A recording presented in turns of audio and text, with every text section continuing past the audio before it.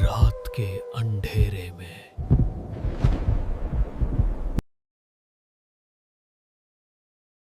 रात के ठीक 2:17। पूरा मोहल्ला सो चुका था। सड़कें खाली थीं, हवा तक जैसे रुक गई थी। और तभी एक आवाज आई, धीमी, बहुत धीमी। कोई है। लेकिन सबसे डरावनी बात ये नहीं थी। सबसे डरावनी बात ये थी कि वो आवाज उस घर से आ रही थी जो पिछले 15 साल से बंद पड़ा था। मेरा नाम आरव है। मैं अपने छोटे भाई विवान के साथ दिल्ली के पास एक पुराने मोहल्ले में रहता था। हमारे घर के ठीक सामने एक पुराना टूटा फूटा घर था। उस घर के बारे में मोहल्ले में सिर्फ एक ही बात मशहूर थी। उस घर में कोई नहीं रहता, लेकिन रात में वहां से आवाजें आती हैं। बचपन से हमने वो घर देखा था। उसकी खिड़कियां टूटी हुई थी, दीवारों पर काली फफूंदी जमी थी और मुख्य दरवाजे पर एक जंग लगा ताला था। मोहल्ले वाले कहते थे, वो घर मनहूस है, वहां जो भी गया वापस नहीं आया। मैं इन बातों पर कभी विश्वास नहीं करता था, लेकिन उस रात कुछ ऐसा हुआ जिसने मेरी जिंदगी हमेशा के लिए बदल दी। उस रात मैं अपने कमरे में लैपटॉप पर एडिटिंग कर रहा था। घड़ी ने 2:17 AM बजाए। तभी खिड़की के बाहर से आवाज आई, कोई है। पहले मुझे लगा शायद कोई मजाक कर रहा है। मैंने खिड़की से बाहर झांका। सड़क पूरी तरह खाली थी, लेकिन फिर वही आवाज दोबारा आई, इस बार थोड़ी साफ। कोई है, और इस बार मुझे साफ सुनाई दिया। आवाज सामने वाले खाली घर से आ रही थी। मेरे अंदर एक अजीब सी बेचैनी होने लगी। मैंने विवान को उठाया। विवान, सुन, वो आवाज। विवान नींद में ही बोला, क्या हुआ भाई? तभी फिर वही आवाज, कोई है। अब विवान भी डर गया। उसने धीरे से कहा, भाई, ये आवाज सामने वाले घर से आ रही है।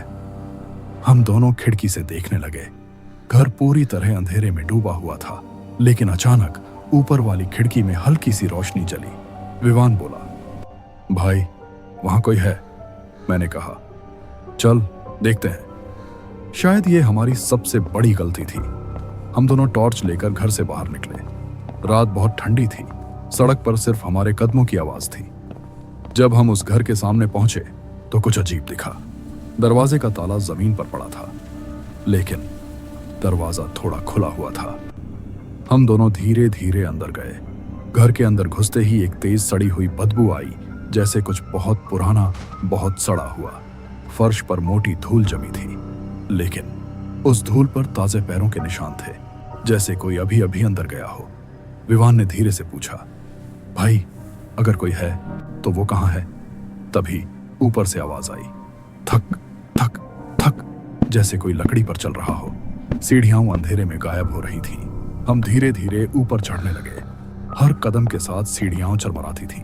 दिल इतनी तेज धड़क रहा था कि मुझे खुद उसकी आवाज सुनाई दे रही थी। तभी ऊपर वाले कमरे से फिर आवाज आई, कोई है। इस बार आवाज बहुत पास से आई। हमने कमरे का दरवाजा खोला। कमरा पूरी तरह खाली था।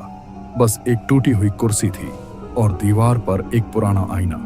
लेकिन जैसे ही हमने अंदर कदम रखा, आईने में कुछ दिखा। हमारे पीछे एक परछाई खड़ी थी। मैंने तुरंत पीछे मुड़कर देखा, लेकिन वहां कोई नहीं था।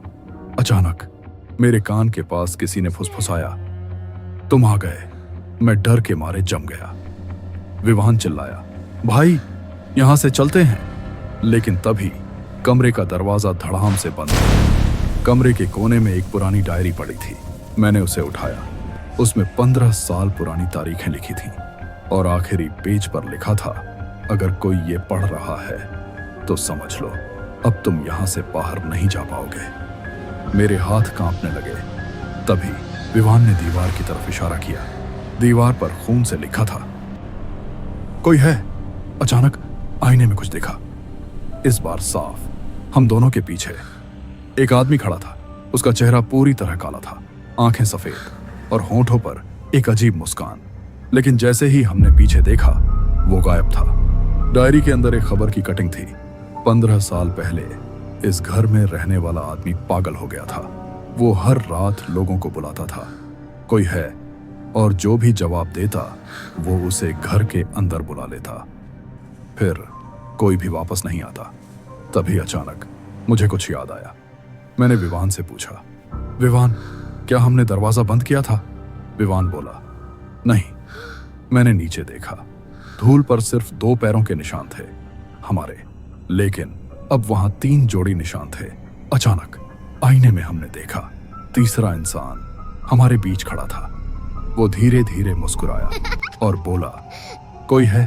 अगली सुबह मोहल्ले वालों ने देखा, उस घर का दरवाजा फिर से बंद था और बाहर जमीन पर धूल में लिखा था, अब 3 हैं। उस दिन के बाद हर रात उस घर से एक ही आवाज आती है, धीमी, डरावनी, कोई है। और अगर कोई जवाब दे दे तो अगली सुबह उस घर में रहने वालों की संख्या एक और बढ़ जाती है।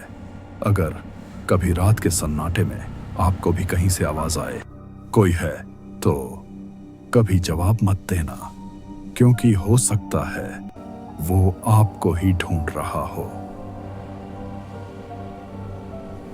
अगर इस कहानी ने आपके दिल की धड़कन तेज कर दी हो और अंधेरा आपको पहले से ज्यादा करीब महसूस होने लगा हो, तो इस वीडियो को लाइक करना मत भूलिए, क्योंकि आपका एक लाइक हमें और भी ज्यादा डरावनी, ज्यादा सच्ची कहानियां लाने की ताकत देता है। कमेंट करके जरूर बताइए इस कहानी का कौन सा हिस्सा आपको सबसे ज्यादा डरा गया, या फिर अगर आपके साथ भी कभी कुछ अनजाना घटा हो।